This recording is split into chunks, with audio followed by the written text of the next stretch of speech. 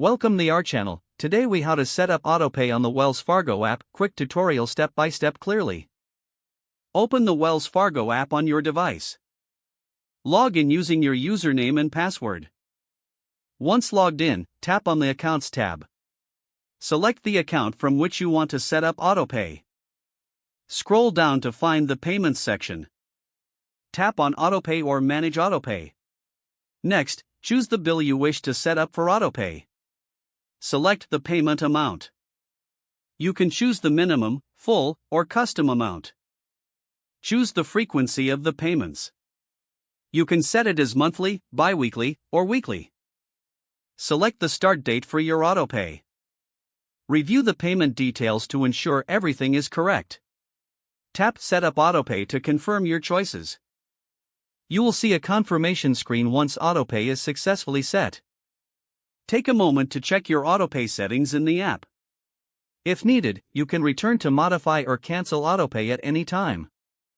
Your Autopay is now set, and payments will be made automatically. If the page does not load, refresh the browser or try again in a private or incognito window. Make sure you are using the correct email address, then retype it carefully to avoid small typos. If your password is not accepted, use the reset option and create a new strong password you can remember.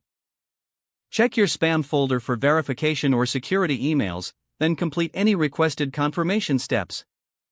Enable two-factor authentication if available to improve account security and reduce unauthorized access risk. After signing in, review your profile details so your contact information and settings are accurate and current. If you see an error message, note it down and try again after restarting your device and internet connection. Log out when you finish, especially on shared devices, to keep your account and payment information secure.